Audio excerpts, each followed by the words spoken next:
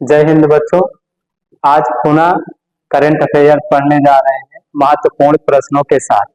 देखिएगा, आप लोग लिखते जाइएगा और बीच में लास्ट में मेरा एक प्रश्न रहेगा, उसका जवाब भी दीजिएगा, क्योंकि तुम लोग लास्ट तक वीडियो देखते नहीं हो, शुरू में देखते हो और फिर भाग जाते हो। ऐसा लग रहा है तुम्हें सब कुछ आता है। अरे एक बार पूरा देखो तो कम से कम, उसके बाद पता चलेगा कि हाँ करंट अफेयर सही है कि नहीं है। बस शुरू में देखे भाग जाते हो। तो लिखिएगा करंट अफेयर्स। करंट अफेयर्स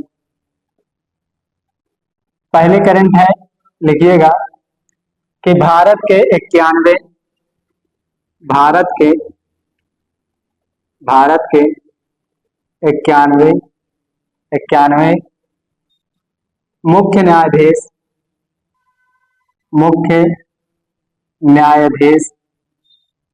मुख्य न्यायाधीश कौन बन गए हैं?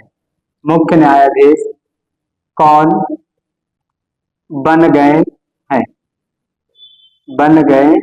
हैं? तो इसका आंसर लिखिएगा संजीव खन्ना। इसका आंसर है संजीव खन्ना। ये किस नंबर के हैं? तो 51 नंबर के हैं। मुख्य न्यायाधीश है कहाँ के? सुप्रीम कोर्ट के। आप ध्यान देना, जो मुख्य न्यायाधीश हैं, मुख्य न्यायाधीश बनने की योग्यता क्या है?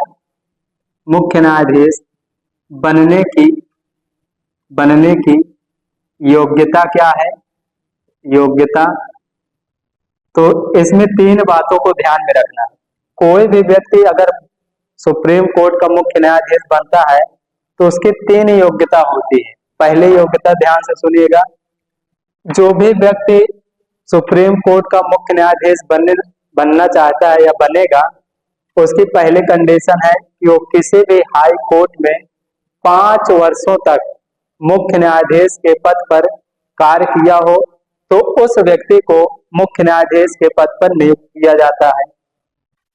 दूसरी योग्यता उसकी ये है कि भाई अगर मान लो किसी भी हाई कोर्ट में 5 वर्षों तक मुख्य न्यायाधीश के पद पर कार्य न किया हो, तो दूसरी है कि किसी हाई कोर्ट में वो 10 वर्षों तक अधिवक्ता के रूप में कार्य किया हो, तो उस व्यक्ति को सुप्रीम कोर्ट का मुख्य न्यायाधीश बना दिया जाएगा। तीसरी बात ध्यान में रखिएगा कि जैसे अगर मान लो कि आप 5 वर्ष तक मुख्य न्यायाधीश हाई कोर्ट के नहीं रहे, 10 वर्ष तक अधिवक्ता के रूप में नहीं रहे, तो तीसरी कंडीशन सबसे आसान है कि राष्ट्रपति की नजर में आप विधिवेत्ता होना चाहिए, तब आपको क्या बना दिया जाएगा? मुख्य न्यायाधीश। तो लिखिएगा राष्ट्रपति बनने की योग्यता, पहली कि किसी हाई कोर्ट में 5 वर्ष तक मुख्य न्यायाधीश के पद पर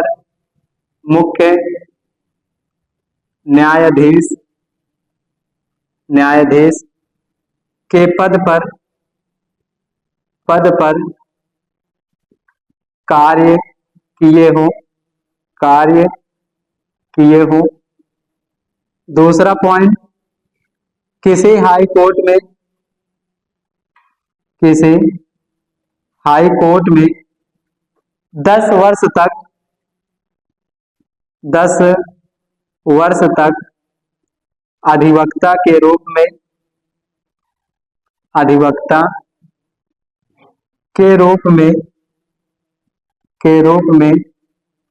कार्य किए हो। तीसरी पॉइंट, राष्ट्रपति के नजर में विधिवेत्ता होना चाहिए। कोष्टक में लिख सकते हो कानून का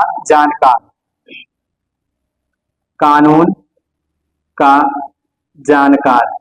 अगर ये 3 कंडीशन है, अगर ये 3 गुण आपके पास है, तो आप भी सुप्रीम कोर्ट के मुख्य न्यायाधीश बन सकते हैं। अगला ध्यान रखिएगा कि अगर ये मुख्य न्यायाधीश है तो भाई वो भारत के नागरिक होने चाहिए। दूसरी बात क्या है? चौथी बात कि भारत का नागरिक होना चाहिए, भारत का नागरिक होना चाहिए, नागरिक होना चाहिए, होना चाहिए। अगला एक पॉइंट ध्यान में रखिएगा कि अगर राष्ट्र को, मुख्य न्यायाधीश को अगर पद से हटाना हो तो किस प्रकार हटाएंगे? तो साबित और कदाचार, साबित,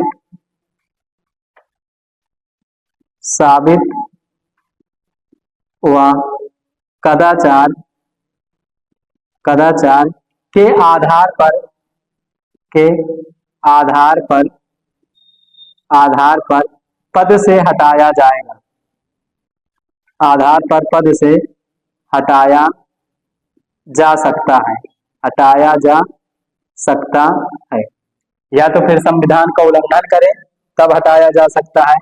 अगला पॉइंट बन सकता है कि मुख्य सुप्रीम कोर्ट के जो मुख्य न्यायाधीश होंगे वो कब तक पद पर बने रहेंगे? तो पहला पॉइंट ध्यान रखना कि 6 वर्ष, 6 वर्ष या 65 वर्ष, 65 वर्ष, जो भी 6 वर्ष या 65 वर्ष जो भी पहले पूरी हो जाए, पहले पूरी हो जाए, हो जाए, ये क्या है?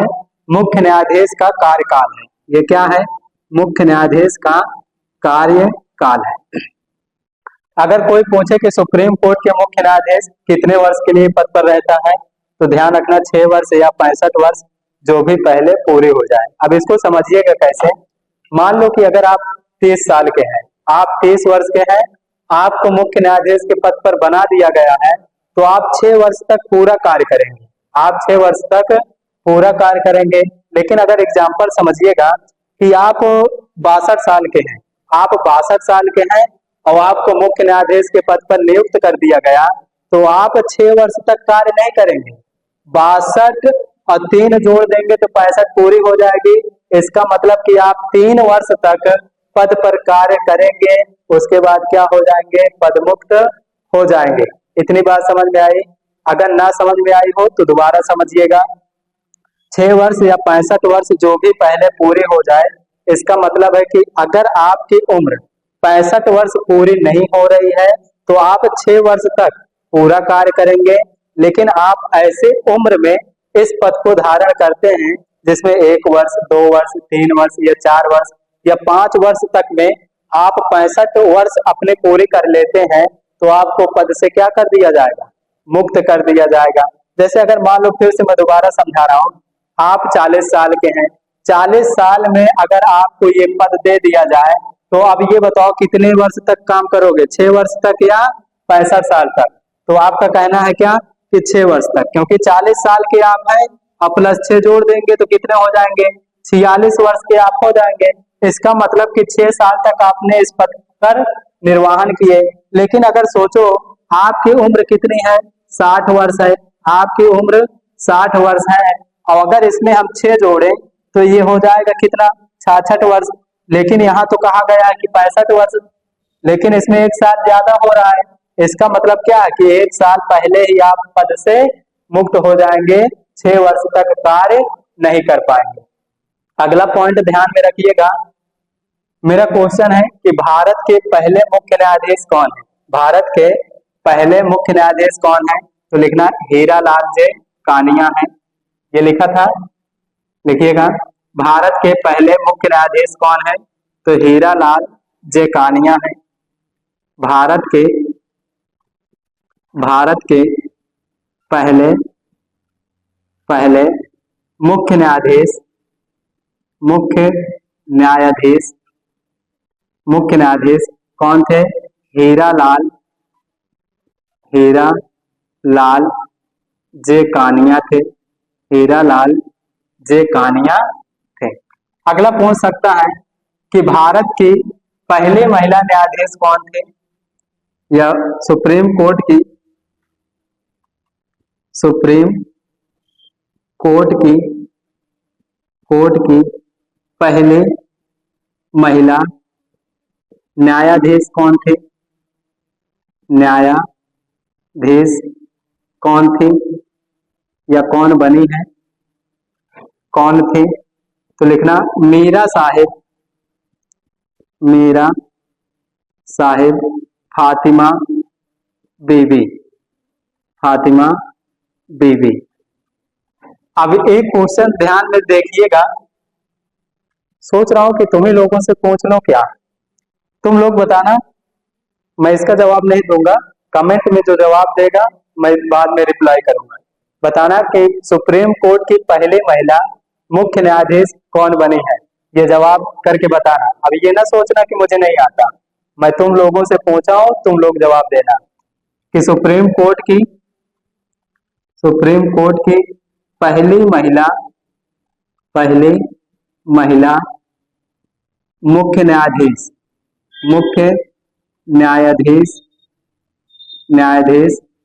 कौन बनी है, ये मेरा प्रश्न है, जवाब दीजिएगा। चलो छोड़ो, मैं ही बता दे रहा हूं। लिखना अभी तक कोई नहीं बनी, अभी तक कोई नहीं बनी है, अभी तक कोई नहीं बनी है। इसका मतलब सुप्रीम कोर्ट में कोई भी महिला मुख्य न्यायाधीश के पद पर कार्य नहीं की है, लेकिन न्यायाधीश के पद पर कार्य की है वो पहली महिला कौन है? मीरा साहिब फातिमा बीबी।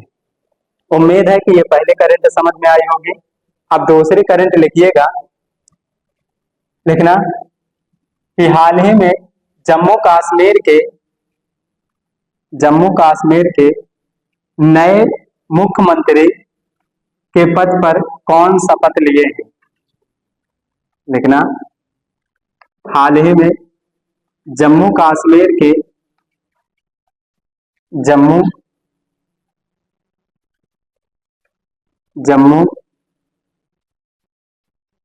कश्मीर के नए मुख्यमंत्री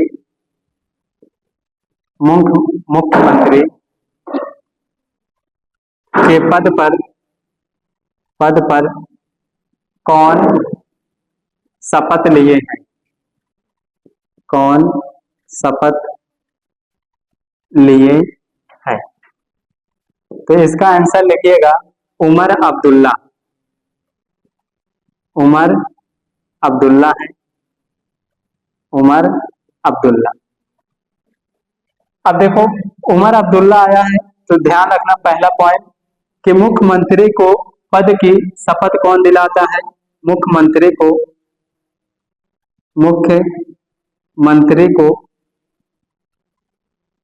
पद की शपथ कौन दिलाता है? शपथ कौन दिलाता है? तो लिखना राज्यपाल। अगला पॉइंट जम्मू कश्मीर आया है तो जम्मू कश्मीर से लिखिएगा।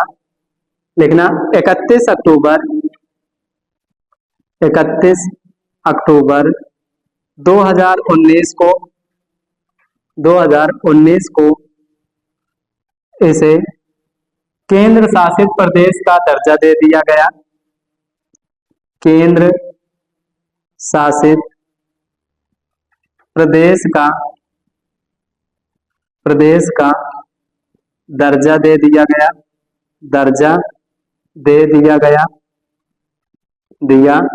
गया। अगला पॉइंट ध्यान रखना कि जम्मू कश्मीर में खीर भवानी मेला लगता है। खीर भवानी मेला लगता है। अगला पॉइंट पूछ सकता है कि मार्तंड का सूर्य मंदिर कहाँ है? तो जम्मू कश्मीर में मार्तंड का सूर्य मंदिर कहाँ है? सूर्य मंदिर कहाँ है? तो जम्मू कश्मीर में। अगला पूछ सकता है कि डल झील कहाँ है? तो जम्मू कश्मीर में। और यही झील के तट पर श्रीनगर शहर स्थित है। श्रीनगर शहर स्थित है और इस शहर को ध्यान में रखना यूनेस्को की रचनात्मक सूची में शामिल किया गया है। यूनेस्को की रचनात्मक सूची में शामिल किया गया है। यूनेस्को की रचनात्मक सूची में भारत के कुल 8 शहर अब शामिल हो गए हैं। कितने शहर हैं? 8 शहर शामिल हैं। 8 शहर शामिल हैं। अगला ध्यान में रखना, वूलर झील कहाँ है? तो जम्मू कश्मीर में है। वूलर झील कहाँ है? जम्मू कश्मीर में। और ये भारत की सबसे बड़ी ताजे पानी की झील है। भारत की सबसे बड़ी ताजे पानी की झील है। ताजे पानी की झील है। अगला पॉइंट लिखिएगा, ऊपर से मैं लिखा रहा हूं जम्मू कश्मीर से, ये वाले पॉइंट लिखे हैं, देखिएगा। पूछ सकता है कि सलीम अली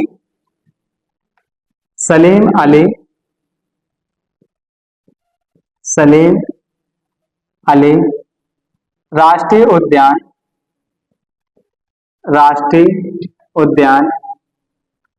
कहाँ है? तो जम्मू कश्मीर में है। एक है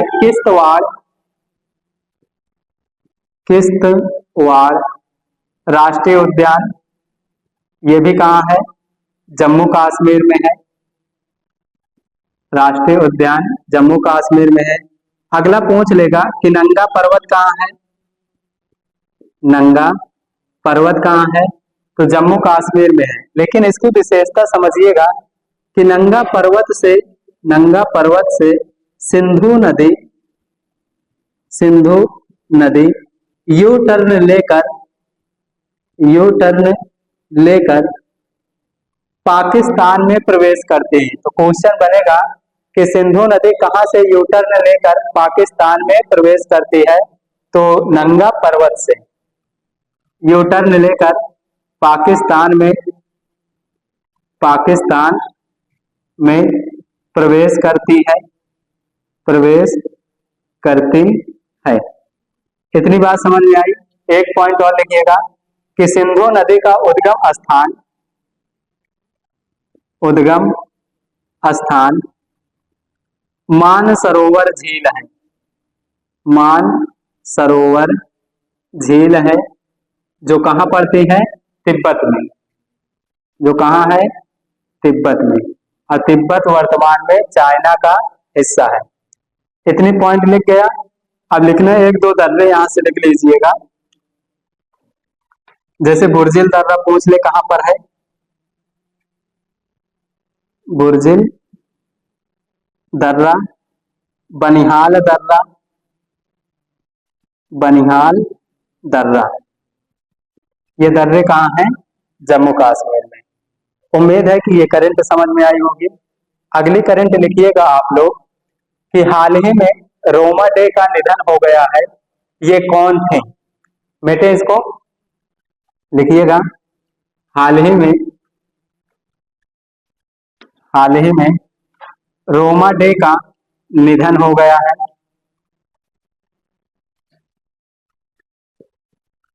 हाल ही में रोमा डे का निधन हो गया है। निधन हो गया है। ये कौन है? ये कौन थी? लिखना, रोमा डे जिनका हाल ही में निधन हुआ है, ये सुभाष चंद्र बोस की भतीजी है।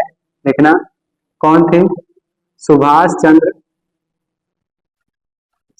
चंद्र बोस की भतीजी है। अब देखो सुभाष चंद्र बोस आया है, तो सुभाष चंद्र बोस से स्टैटिक लिखिएगा। पहला पॉइंट कि सुभाष चंद्र बोस का जन्म कहाँ हुआ है? जन्म कहाँ हुआ है? तो उड़ीसा के कटक में हुआ है। उड़ीसा के कटक में हुआ है। और यही वो कटक है जहां पर राष्ट्रीय चावल अनुसंधान केंद्र स्थित है। यहाँ पर क्या है? राष्ट्रीय राष्ट्रीय चावल अनुसंधान अनुसंधान केंद्र स्थित है। केंद्र स्थित है। अच्छा, उड़ीसा आया है तो एक पॉइंट उड़ीसा से लिखिएगा कि सतकोसिया नेशनल पार्क कहाँ है? सतकोसिया सतकोसिया नेशनल पार्क कहाँ है? तो उड़ीसा करिएगा। सतकोसिया नेशनल पार्क कहाँ है? उड़ीसा में है। गहिर माथा पक्षी अभ्यारण्य कहाँ है? पक्षी अभ्यारण्य कहाँ है? तो उड़ीसा करिएगा। सिमलीपाल राष्ट्रीय उद्यान कहाँ है? तो उड़ीसा करिएगा। सिमलीपाल राष्ट्रीय उद्यान कहाँ है? तो उड़ीसा करिएगा। उड़ीसा करिएगा। यहीं पर एक तुमको मंदिर मिलेंगे, उसको जरूर लिखिएगा। लिखना, कोणार्क का सूर्य मंदिर। कोणार्क का सूर्य मंदिर। सूर्य मंदिर ये कहाँ है? उड़ीसा में। अच्छा, कोणार्क का जो सूर्य मंदिर है, इसमें पॉइंट ध्यान रखिएगा, मैं लिखे दे रहा हूं कि कोणार्क के सूर्य मंदिर का निर्माण गंग वंश के शासक नरसिंह देव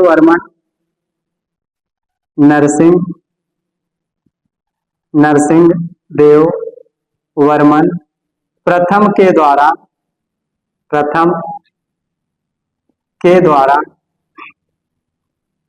किया गया था। और इस मंदिर की एक विशेषता लिखिएगा कि इस मंदिर को ब्लैक पैगोडा कहा जाता है। इस मंदिर को ब्लैक पैगोडा कहा जाता है। अगला, इस मंदिर में एक पॉइंट और लिखिएगा कि भारत की पहली ये मंदिर है जो सौर ऊर्जा से संचालित है। तो सौर ऊर्जा से संचालित पहली मंदिर है। एक पॉइंट और ध्यान देना, उड़ीसा से अगर जो श्वेत पैगोडा आया है, ब्लैक पैगोडा आया है, तो श्वेत पैगोडा भी आ सकता है। कि श्वेत पैगोडा किसे कहा जाता है? श्वेत पैगोडा किसे कहा जाता है? तो लिखिएगा इसका आंसर जगन्नाथ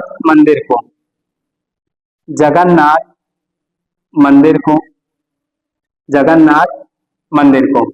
इतनी बात समझ में आ गई होगी। बाकी और यहाँ स्टैटिक बहुत सारी हैं, जैसे बाली यात्रा मनाया जाता है, धानु यात्रा महोत्सव मनाया जाता है, नुआखाई महोत्सव मनाया जाता है। तो ये सब बाद में आती रहेंगे करें, तो उसके साथ हम जोड़ते रहेंगे। बाकी अभी इतना ही देखिएगा बेटे इसको। अब सुभाष चंद्र बोस आया है, तो भैया सुभाष चंद्र बोस से तो और पॉइंट लिखने हैं।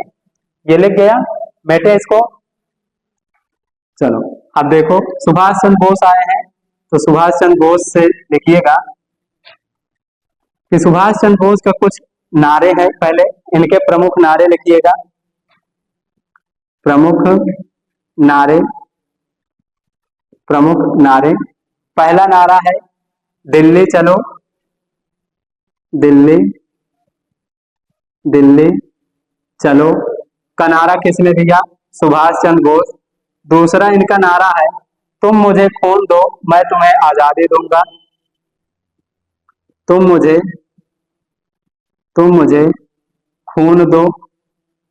खून दो मैं तुम्हें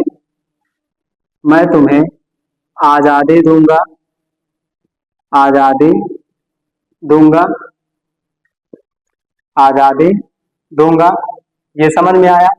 अगला, सुभाष चंद्र बोस से लिखिएगा कि 1938 में हरिपुरा, हरिपुरा अधिवेशन, हरिपुरा अधिवेशन, अधिवेशन की अध्यक्षता किए थे।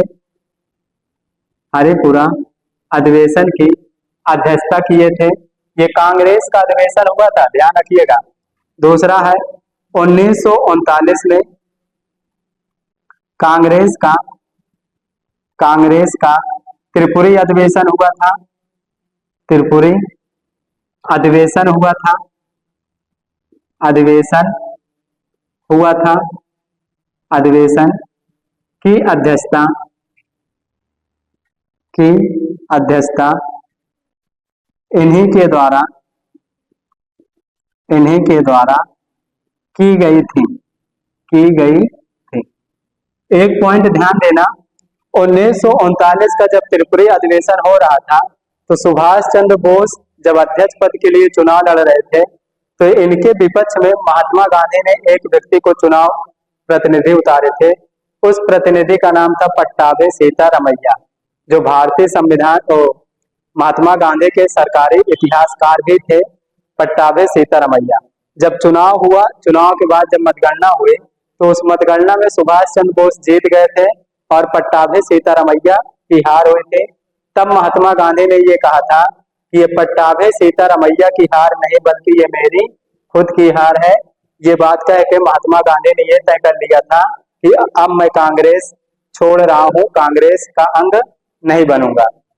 फिर उसके कुछ ही दिन बाद सारे नेताओं ने मिलकर सुभाष चंद्र बोस पर प्रेशर डाला और सुभाष चंद्र बोस ने क्या किए, इस पद से इस्तीफा दे दिए। जब अपने पद से इस्तीफा दे दिए तो 1939 के त्रिपुरी अधिवेशन की अध्यक्षता पंडित जवाहरलाल नेहरू के द्वारा की गई, राजेंद्र प्रसाद के द्वारा की गई। और उसके बाद फिर सुभाष चंद्र बोस ने 1939 में ही कांग्रेस के अध्यक्ष पद को छोड़कर ये सिंगापुर चले जाते हैं और सिंगापुर में इन्होंने फॉरवर्ड ब्लॉक की स्थापना की है। देखिएगा 1939 में सुभाष चंद्र बोस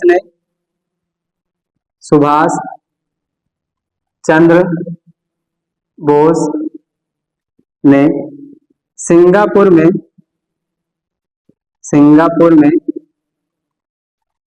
फॉरवर्ड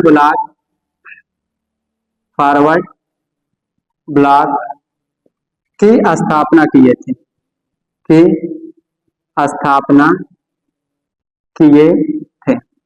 एक पॉइंट और ध्यान देना, 1942 में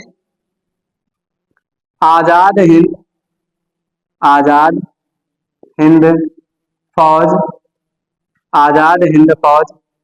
का गठन किया गया था,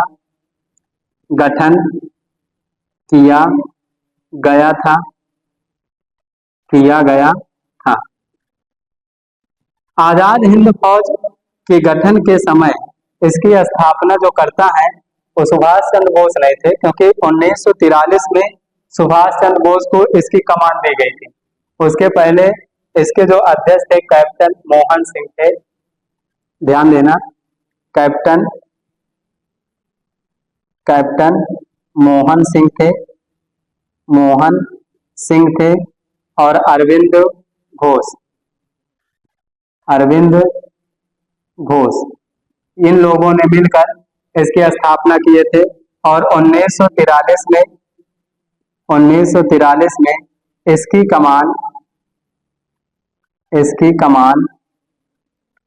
कमान सुभाष चंद्र बोस को सौंपी गई थी, सुभाष चंद्र बोस को सौंपी गई थी। अब आजाद हिंद फौज के कई टुकड़ियां थे, मतलब कई रेजिमेंट थे। उन रेजिमेंट में लिखना, एक रेजिमेंट थे पंडित जवाहरलाल नेहरू रेजिमेंट, जवाहरलाल नेहरू रेजिमेंट ऊपर मैं लिखे दे रहा हूं क्योंकि नीचे शायद ना दिखता हो। अब इधर में थे, देखिएगा, एक लिखिएगा, एक रेजिमेंट और है, लिखना Rani Lakshmibai Lakshmi Bai regiment, Bai regiment, regiment. और एक है Mahatma Gandhi regiment, Mahatma Gandhi regiment, regiment. इतनी बात ध्यान में रखिएगा। अच्छा, महात्मा गांधी के बचपन का नाम क्या है? तुम लोग कमेंट करके बताइएगा लास्ट में।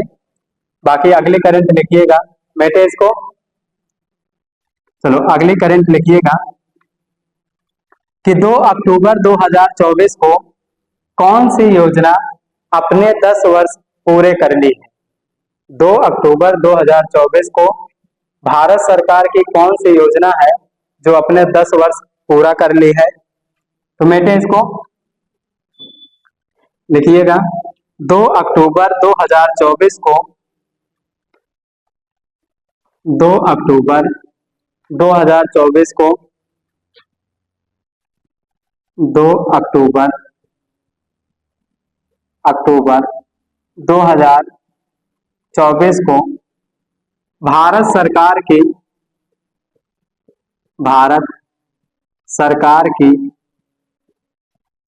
की कौन सी योजना अपना 10 वर्ष पूरा कर ली? 10 वर्ष पूरा कर ली। तो उसका आंसर लिखना स्वच्छ भारत मिशन योजना, स्वच्छ भारत मिशन योजना। इसका आंसर क्या है? स्वच्छ भारत मिशन योजना। अब सोचो 10 वर्ष पूरा किए हैं 2 अक्टूबर 2024 को, अगर इसमें 10 वर्ष घटा दें तो हमको पता चल जाएगा कि ये योजना कब शुरू की गई थी। तो 2 अक्टूबर 2014 को इस योजना की शुरुआत की गई थी। लिखना 2 अक्टूबर 2014 को शुरू की गई थी। इस योजना को कब शुरू की गई थी? 2 अक्टूबर 2014 को शुरू की गई थी। अच्छा, 2 अक्टूबर आया है तो ध्यान देना, 2 अक्टूबर को महात्मा गांधी की जन्मदिन मनाया जाता है, जन्म दिवस मनाया जाता है, जन्म दिवस मनाया जाता है, दिवस मनाया जाता है, मनाया जाता है। और ये किस रूप में मनाते हैं? तो अंतरराष्ट्रीय अहिंसा दिवस के रूप में, अंतरराष्ट्रीय अहिंसा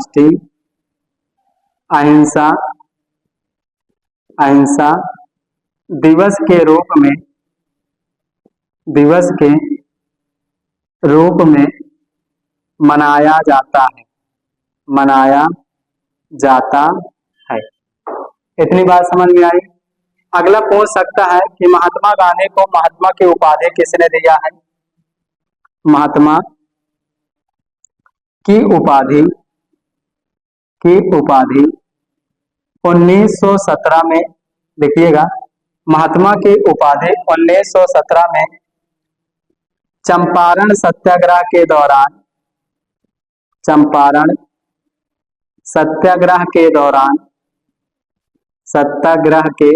दौरान राजेंद्रनाथ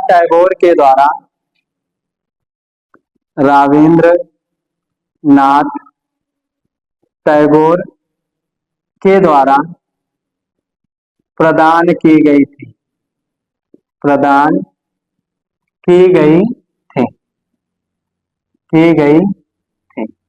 इतनी बात समझ में आई? अच्छा, अगला पॉइंट ये भी तो बन सकता है कि चंपारण सत्याग्रह किस लिए हुआ है? तो बिहार का ये एक जिला है ये चंपारण, तो चंपारण में नील की खेती के लिए किया गया था। अब अंग्रेज जो थे चंपारण के किसानों से जबरदस्ती नील की खेती करवा रहे थे 3/20 भाग पर, इसीलिए इसे तिनकटिया विद्रोह के नाम से भी जाना जाता है। लिख लेना, तिनकटिया विद्रोह, विद्रोह, तिनकठिया विद्रोह के नाम से किसे जाना जाता है? तो चंपारण सत्याग्रह के दौरान। और चंपारण सत्याग्रह हुआ कब है? 1917 में। महात्मा गांधी की कुछ पुस्तकें हैं, उनको लिखिएगा, या तो और इनकी उपाधियां लिख लो, इनको बेटे लिखना। महात्मा गांधी की कुछ उपाधियां हैं, जैसे मलंग बाबा हो गया, अर्धनग्न फकीर हो गया, देशद्रोही फकीर हो गया, भर्ती कराने वाला सार्जेंट हो गया, वन मैन बाउंड्री फोर्स हो गया। ये सारी उपाधियां किसकी है? महात्मा गांधी की है। तो इसको बेटे लिखिएगा, महात्मा गांधी की कुछ उपाधियां हैं, लिखिएगा कि कौन कौन सी उपाधि है, क्योंकि पेपर में कई बार पूछे गए हैं कि महात्मा गांधी की उपाधि कौन सी है। तो लिखिएगा महात्मा गांधी की उपाधि। पहला लिखिएगा अर्धनग्न फकीर, अर्धनग्न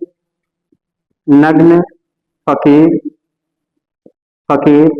दूसरा है देशद्रोही फकीर, देशद्रोही फकीर, देशद्रोही फकीर।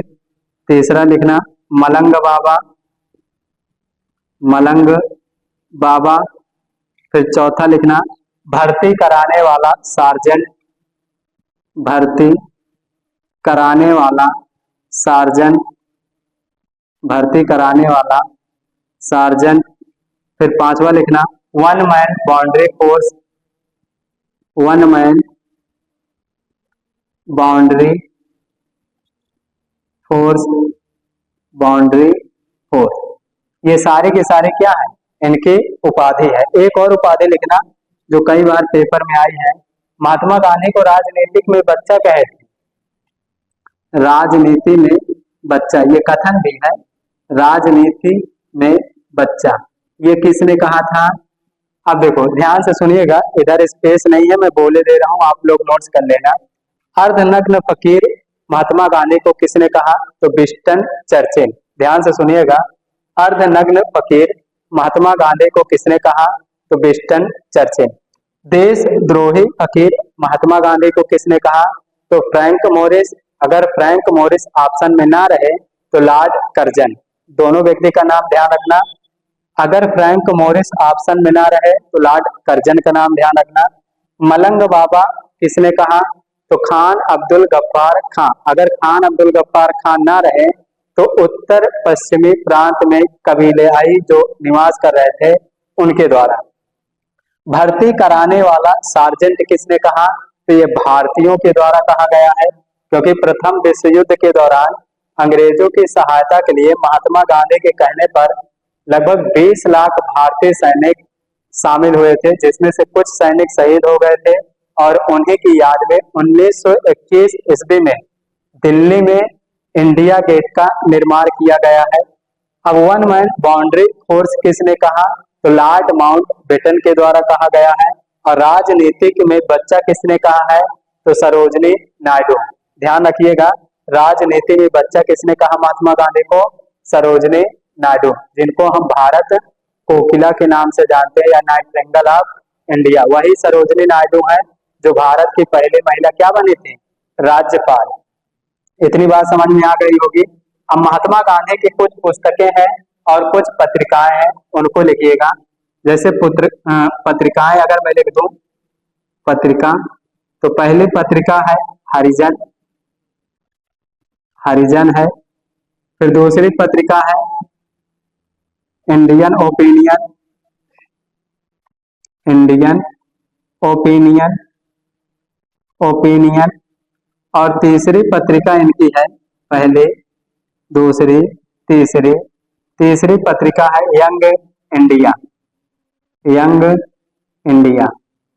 ये तीन पत्रिकाएं महात्मा गांधी की ध्यान रखना, और इनकी पुस्तकें ध्यान में रखना। पुस्तकें, पहली पुस्तक का नाम है हिंद स्वराज, हिंद स्वराज इनकी पहली पुस्तक है। दूसरी पुस्तक का नाम है सत्य के साथ मेरे प्रयोग, सत्य के साथ मेरे प्रयोग। इंग्लिश में आते ही ये पुस्तक माई एक्सपेरिमेंट विथ ट्रूथ। अगर जब भी आए कि माई एक्सपेरिमेंट विथ ट्रूथ किसकी रचना है, तो महात्मा गांधी करिएगा। उसका हिंदी है सत्य के साथ मेरे प्रयोग। अब मैं महात्मा गांधी का एक भजन लिख रहा हूं। महात्मा गांधी के दो भजन थे, एक भजन सबसे अधिक प्रिय था और दूसरा सबसे अधिक प्रिय। तो मैं दूसरा वाला लिख रहा हूँ, पहला वाला तुम लोग कमेंट करके बताना। दूसरा सवाल है, इसके पहले एक सवाल मैं पूछ चुका हूँ और एक लास्ट सवाल पूछ रहा हूँ कि महात्मा गांधी का सबसे प्रिय भजन कौन सा था, इसको कमेंट करके बताइएगा। और दूसरा मैं इसका बता रहा हूँ कि महात्मा गांधी के दूसरा सबसे प्रिय भजन कौन सा था, तो उसको मैं लिखे दे रहा हूँ। दूसरा दूसरा सबसे प्रिय भजन, सबसे प्रिय भजन, दूसरा सबसे प्रिय भजन है रघुपति राघव राजा राम, पतित पावन सीताराम। तो रघुपति रघुपति राघव राजा राम, तो ये क्या है, दूसरा सबसे प्रिय भजन है। और पहला प्रिय भजन तुम लोगों को कमेंट करके बताना है। इतनी बात समझ में आ गई होगी। तो 2 अक्टूबर 2024 को ही भारतीय प्रधानमंत्री नरेंद्र मोदी ने एक और योजना की घोषणा की है। उस योजना का नाम है धरती आबा जनजाति ग्राम उत्कर्ष अभियान। इसकी शुरुआत कहां से की है, अब लिखते हैं। पहले इसको लिख लो और इसको मेट दे। हो गया, चलो देखो। 2 अक्टूबर 2024 को भारतीय प्रधानमंत्री नरेंद्र मोदी ने, लिखिएगा 2 अक्टूबर 2024 को,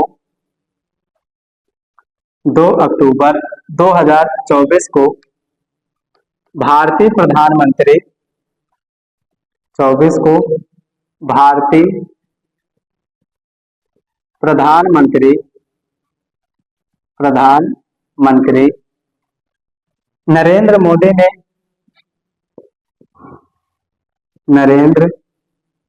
मोदी ने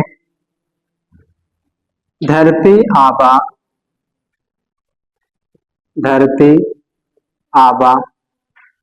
जनजाति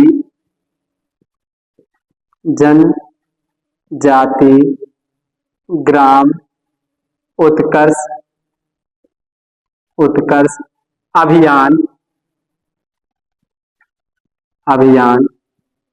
की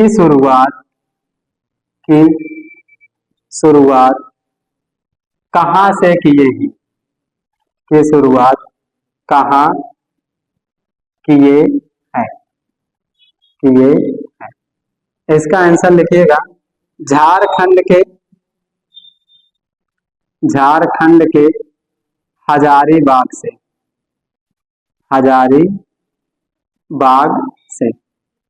अब इस अभियान का उद्देश्य क्या है, उद्देश्य जरूर ध्यान में रखिएगा। उद्देश्य क्या है, तो जनजातीय क्षेत्रों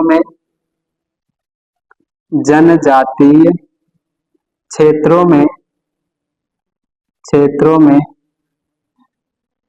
आर्थिक समृद्धि या बुनियादी ढांचा, लिख लो ज्यादा अच्छा रहेगा, बुनियादी ढांचा जैसे शिक्षा हो गई, स्वास्थ्य हो गया, फिर जल हो गया, कृषि हो गया, को बढ़ावा देना, इसका प्रमुख उद्देश्य है। अगला ध्यान में रखना, झारखंड आया भैया, तो झारखंड की राजधानी क्या है, झारखंड की राजधानी क्या है, तो रांची है। झारखंड की राजधानी क्या है, रांची है। रांची कर्क रेखा के मध्य में स्थित, रांची कर्क रेखा के मध्य में स्थित शहर है, यही वो रांची शहर है जहां पर टीवीएस का मुख्यालय है, टीवीएस का मुख्यालय है। अच्छा, ये भी तो पूछ सकता है कि झारखंड में जो धानबाद है वो किसके लिए प्रसिद्ध है, तो लिखना धानबाद झारखंड में है और ये किसके लिए प्रसिद्ध है, तो इसे कोयला की राजधानी कहा जाता है। कोयला की राजधानी कहा जाता है, राजधानी कहा जाता है, कहा जाता है। अगला पॉइंट ध्यान देना, मैथान बांध कहाँ मिलेगा, मैथान मैथान बांध कहाँ मिलेगा, तो तुमको मिलेगा झारखंड में। मैथान बांध कहाँ मिलेगा, झारखंड में। अगला झरिया की खान कहाँ मिलेगी, झरिया की खान कहाँ मिलेगी, झरिया की खान झारखंड में है, कोयला के लिए। अगला होज भाषा कहाँ मिलेगी, हो भाषा, हो भाषा, तो ये झारखंड की झारखंड की है। अगला ये भी तो पूछ सकता है कि झारखंड कब बना है, झारखंड कब बना है, तो 15 नवंबर 15 नवंबर 15 नवंबर सन 2000 में। अगर पूछ ले झारखंड राज्य कब स्थापित हुआ है, तो 15 नवंबर 2000 को। हो गया। अगले करंट लिखिएगा, बेटे इसको लिखिएगा कि हाल ही में भारतीय प्रधानमंत्री ने मिशन मौसम, हाल ही में भारतीय प्रधानमंत्री मिशन मौसम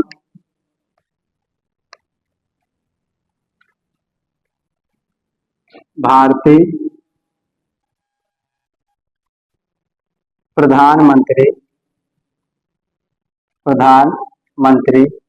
की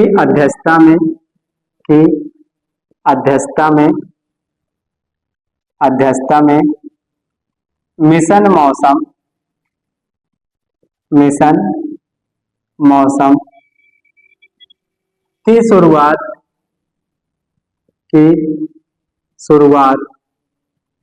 कितने वर्ष के लिए की गई है, शुरुआत कितने वर्ष के लिए की गई है, वर्ष के लिए की गई है। तो इसका आंसर लिखिएगा 2 वर्ष के लिए, 2 वर्ष के लिए। अगला पॉइंट पूछ सकता है कि यह योजना किसके अंतर्गत कार्य करेगी, तो पृथ्वी एवं विज्ञान मंत्रालय के, पृथ्वी एवं विज्ञान मंत्रालय के अधीन कार्य करेगी।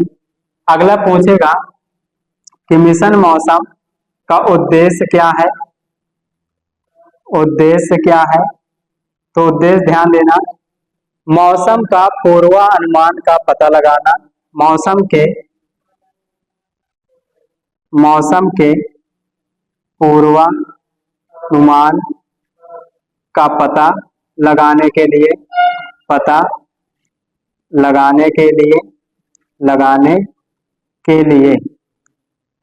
अब मौसम आया तो ध्यान देना, हो सकता है कि मौसम संबंधी घटनाएं अगर पूछ सकता है कि वायुमंडल के किस मंडल में घटती है, तो मौसम संबंधी घटनाएं वायुमंडल के क्षोभ मंडल में घटती है, और क्षोभ मंडल में ओला पड़ता है, कोहरा पड़ता है, हिमपात होते हैं, आंधी भरी वर्षा होती है, आकाशीय बिजली चमकती है। ये सारी घटनाएं वायुमंडल के क्षोभ मंडल यानी सबसे निचली परत में घटती है, और यही कारण है कि क्षोभ मंडल में हवाई जहाज नहीं उड़ते। अब जैसे भी समझ में आया हो बच्चों आप लोगों को कमेंट करके बताइएगा। धन्यवाद।